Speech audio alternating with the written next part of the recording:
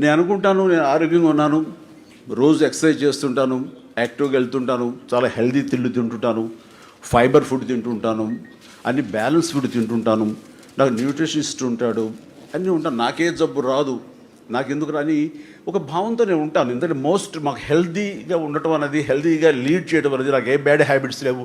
ఎప్పుడో సోషల్గా ఫ్రెండ్స్ ఉంటే కనుక వాళ్ళతోటి ఏదో వైన్ లాంటిది ఏదో క్లింగ్ అనిపించడం తప్ప. ఓకే. సో అలాంటి నాకు స్మోకింగ్ కానీ, చూయింగ్ సంబంధించినటువంటి ఇవి కానీ, టొబాకోస్ ఇలాంటివి ఏవి లేవు, నాకేం రాదు కదా అని అనుకోవటానికి లేదు.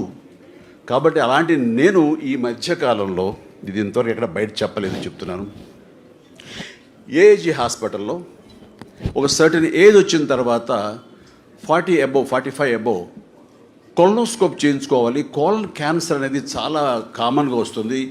అది ఎలాంటి ఇవి ఉండదు, మనం కనిపెట్టడానికి ఎలాంటి ఇది ఉండదు. స్టేజ్ 4కి వెళ్ళిపోయిన తర్వాత, వర్స్ట్ అయిన తర్వాత మాత్రమే మనం దాన్ని గుర్తిస్తాం. ఇందాక ఒక పాపగా రెక్టమ్ అని అన్నారు, అది కూడా దానికి సంబంధించినటువంటిదే. సో అలాంటప్పుడు నేను ఎందుకు చేయించుకోకూడదు అని ఒక టైం తీసుకుని నేను నాగేశ్వర రెడ్డి గారి దగ్గరికి వెళ్తే ఆయన కొలనోస్కోప్ చేశారు. చేసినప్పుడు పాలిప్స్ ఉన్నాయి. ఈ పాలిప్స్ని వదిలేస్తే, ఇప్పుడు అది బినైనే, వదిలేస్తే మ్యాలిగ్నెంట్గా మారిపోయే అవకాశాలు ఉన్నాయి. 90% 80% of the polyps turns into malignant అన్నారు. సో ఆయన ఇమ్మీడియట్గా ఏం చేశారంటే, సార్ చాలా ఎర్లీగా మీరు వచ్చారు, దీన్ని తీసేస్తామని తీసేశారు 2.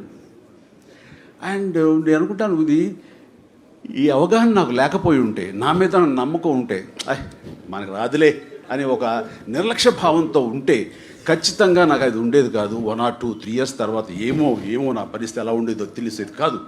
నాకు అవగాహన అనేది నేనుగా నాకు ఆ ఇంట్రెస్ట్ ఉండబట్టి, ఆ అవగాహన నాకు ఉండబట్టి నేను అక్కడికి వెళ్ళటం జరిగింది. నాగేశ్వర రెడ్డి గారి దగ్గరుండి అది చేయించారు.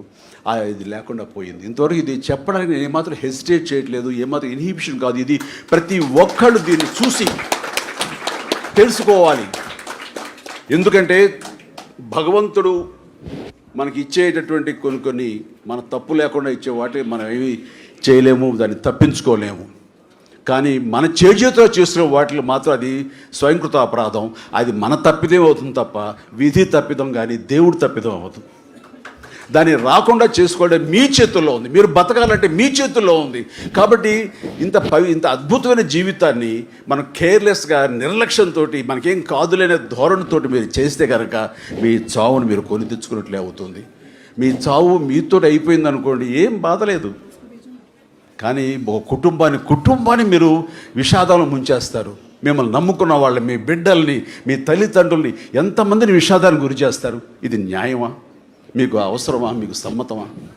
అలా అనుకున్నప్పుడు అనిపిస్తుంది, ఇది చాలామంది ఇన్నోసెన్స్ తోటి, ఇగ్నోరెన్స్ తోటి తెలియకుండా పోతుంది. అలాంటి వాళ్ళకి తెలియచెబితే బాగుంటుంది అని ప్రాక్టికల్గా నాలాంటికి అవగాహన ఎంతో కొంత ఉంది. అందులో ఇలాంటి డాక్టర్స్, మన గోపిచంద్ గారు, రమేష్ గారు, ఇలాంటి డాక్టర్స్ యొక్క సాంగత్యంతో ఈ యొక్క అవేర్నెస్ చాలా వచ్చింది. నేను అందుకనే మన డాక్టర్ అని అడిగాను. ఇందాక ఏదో బోన్ మ్యారో గురించి మాట్లాడుతుంటే టీ సెల్స్ గురించిను, అలాగే స్టెమ్ సెల్స్ గురించి, బీ సెల్స్ గురించి మాట్లాడుతూ ఏదో వచ్చాను, నాకు తెలిసిన ఒక క్వశ్చన్ వేస్తాను. ఆయన ఒక్క నిమిషం ఆగిపోయారు, సమాధానం చెప్పాలి, ఏమైనా తప్పు క్వశ్చన్ వేస్తానని. అలా మీకు ఇంత అవగాహన ఉందా అని అన్నాడు. ఏదో మీలాంటి వాళ్ళు సాంగత్యం అండి, మీలాంటి గంధం చెక్కలతోటి ఉన్నా కాబట్టి ఆ వాసన కొంచెం నాకు అంటుకుందని చెప్పేసి నేను చెప్పడం జరిగింది. ఎందుకంటే ఇది నాకు డెఫినెట్గా మనిషి మనకి హెల్తీగా ఉన్నంతకాలం, శారీరకంగా అన్ని సపోర్ట్ ఉన్నంతకాలం ఉంటామండి. కొంతకాలం తర్వాత బాడీ ఒక్కొక్క పార్ట్కి ఒక్కొక్క ఏజింగ్ ఉంటుంది. వాటి తర్వాత వాటి ఏజ్ని ఎక్స్టెండ్ చేసే పరిస్థితి మనమే కొని తెచ్చుకోవాలి. By doing exercise, by doing healthy habits, healthy food habits, ఇవన్నీ చేసుకుంటూ పోవాలి. అలా కాకుండా చాలామంది ఈ ఇండల్జ్ అయిపోతారు చెడు వ్యసనాలకి. అలాంటి వాళ్ళకి ఓరల్ క్యాన్సర్ వచ్చే అవకాశాలు ఉన్నాయి. అండ్ మనకు ఉండేటువంటి అట్మాస్ఫియర్లోను, మనం చేసే ఫ్యాక్టరీల్లోనూ, వాటిల్లోనూ ఇప్పుడు ఉన్నటువంటి దుమ్ము, ధూళి, ఇలాంటి పొల్యూషన్, ఇలాంటి కలుషిత వాతావరణంలో ఉన్న వాళ్ళకి, ఇలాంటి వాళ్ళందరికీ కూడాను డెఫినెట్గా ఏదో లంగ్స్ ప్రాబ్లం రావచ్చు. స్మోకింగ్ వల్ల లంగ్స్ ప్రాబ్లం రావచ్చు. అండ్ ఓవర్ ఈటింగ్, ఒబిసిటీ మూలంగా ఇంకొక ప్రాబ్లం రావచ్చు.